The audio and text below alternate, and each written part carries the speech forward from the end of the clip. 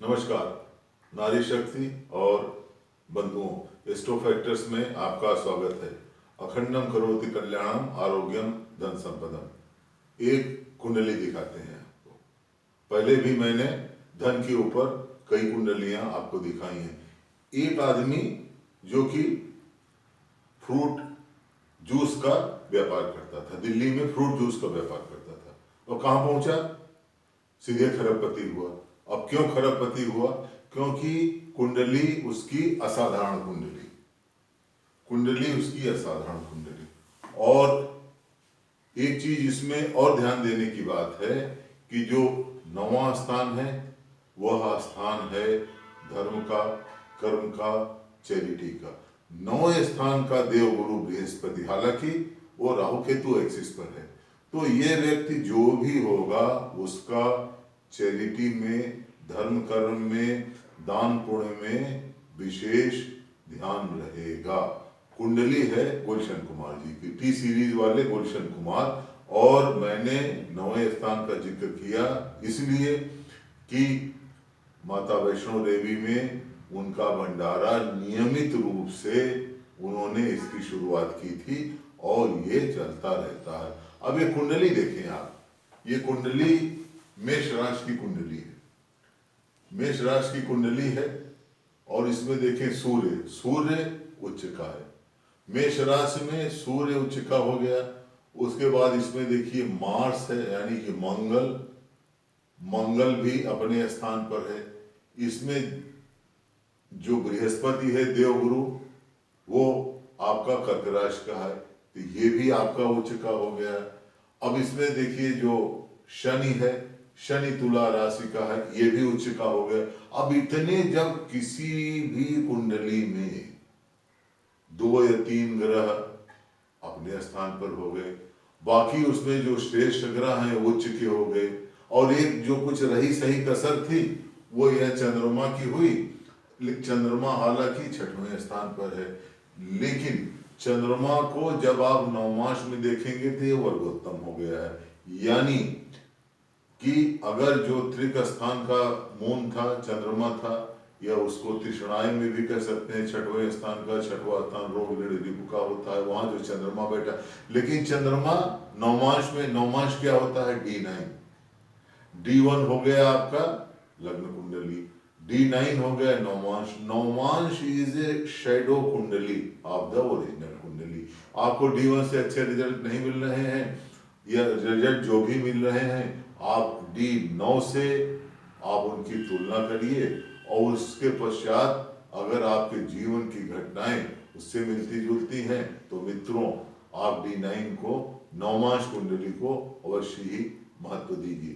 तो जो मैं बार बार कह रहा हूं कि इस प्रकार की कुंडलियां विलक्षण कुंडलियां हैं, बहुत ही कम उम्र में ये इसमें दशा जो भी उनको मिली रही होगी। लेकिन अगर आपके 4-5 ग्रह उच्च के हो गए तो उसमें से तो अच्छे ग्रह की दशा मिलनी ही मिलनी है। और अगर आपके केंद्र में और त्रिकोण में केंद्र 1, 4, 7, 10 है, अब जब आपका राजा साहब यानी कि जो sun is considered to be the king of the planetary system, so sun is in the most comfortable position. मेष राशि का सूर्य है, तो जब राजा साहब अपने सर्वोच्च पराकाष्ठा पर पहुंच गए और उसके बाद उनके जो कमांडर इन चीफ हैं वो अपने घर में बैठे हैं। देवगुरु बृहस्पति एकदम से उच्च के हैं।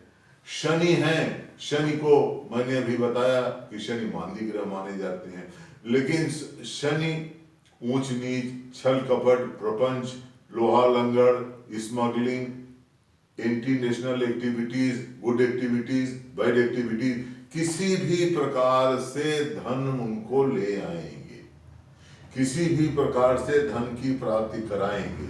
ये कोई जरूरी नहीं है कि बहुत ही सात्विक हो, बहुत ही पाकसाफ हो, धन आएगा चाहे जैसे आए। अब लोग टी सीरीज पे तरह तरह का आरोप लगाते हैं कि साहब ये था, अब उसकी हम किसी प्रकार की टीका टिप्पणी और छिद्रान्वेषण में नहीं जाना चाहते। लेकिन धन उनके पास आया, धन इतना आया कि शायद किसी ने कल्पना नहीं की होगी, और जिस सब्जेक्ट से आया उसकी भी किसी ने कल्पना नहीं की होगी। अब एक चीज और आप देखिए कि जो ये सात कलंत्र भाव में है। अब कलंत्र भाव में इनके देखिए सैटर्न है, लेकिन जो सातवां स्थान इसका स्वामी वीनस ये 12वें स्थान में पहुंच गया।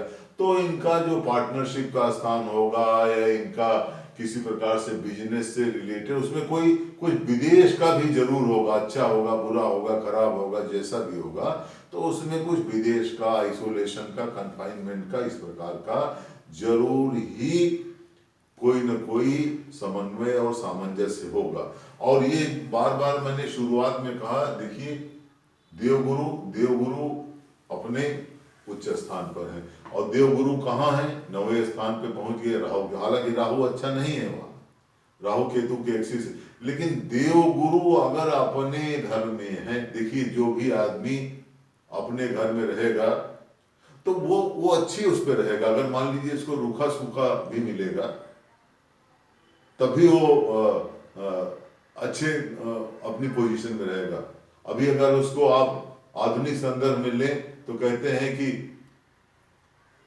हमने जाकर देखा है नए पुराने शहरों में, जैसा भी हो अपने घर का बिस्तर अच्छा लगता है। तो उस चीज को देखिए, अपने घर में है देवगुरु साहब, अब देवगुरु के यहाँ मान लीजिए राहु आ गए, अब राहु साहब आ गए तो देवगुरु कोई अच्छा काम कर रहे हैं तो थोड़ा बहुत उसमें विघ्न बाधा डालेंगे, और बाद में सोचेंगे भाई देवगुरु अच्छा काम कर रहे हैं, चैरिटी काम कर रहे हैं, भूखे लोगों को खाना खिला रहे हैं, भंडारा चला रहे हैं, और किसी प्रकार का एनजीओ चला रहे हैं, और मान लीजिए कि और इस प्रकार का कोई कार्य कर रहे हैं, तो उसमें उनको विघ्न बाधा डालने की कोई आवश्यकता नहीं है। तो ये चीज नितांत आवश्यक है। तो मित्रों, मैं बार बार ये कहता हूं कि आप अपनी कुंडली की जरूर व्याख्या करें, और कुंडली में अगर आपके 4 ग्रह उच्च के हो गए और 1-2 ग्रह ऐसे हुए जो कि मूल त्रिकोण में है, या एक ग्रह ऐसा है जो कि अपने घर में है, तो ये कुंडली को आपको क्या करेंगे? आपकी कुंडली मान लीजिए कि कम डिग्री की है, तो इसको एकदम टॉप डिग्री पर लेके चले जाएंगे, टॉप डिग्री पर लेके चले जाएंगे, और जो दशाएं आपको मिलेंगी वो भी आपको ठीक ठाक दशाएं मिलेंगी।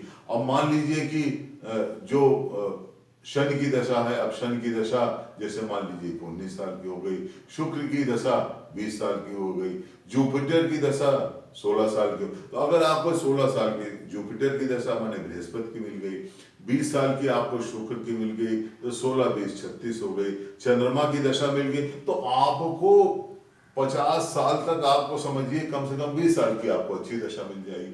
अब अच्छी दशा में जैसे बृहस्पति में बृहस्पति की दशा मिलेगी, ये इवन शुक्र में शनि की दशा मिलेगी, ये शनि में शुक्र की दशा मिलेगी, तो वो भी अच्छे रिजल्ट देगी।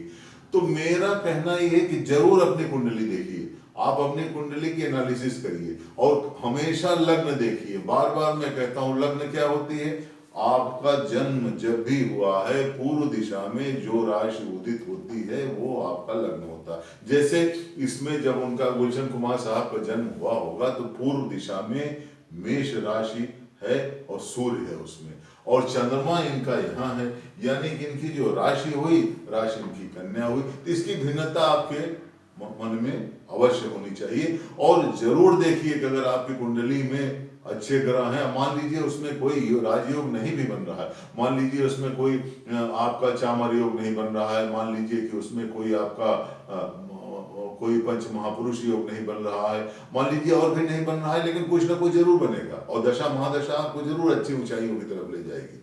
तो मित्रों, मेरा बार बार ये कहना है कि आप अपनी कुंडली का विश्लेषण किसी सुयोग्य ज्योतिषी से अवश्य करवाइए, तभी आपको फलित ज्योतिष की पराकाष्ठा की अनुभूति होगी। अखंडम करोति कल्याणम, आरोग्यम धन संपदम।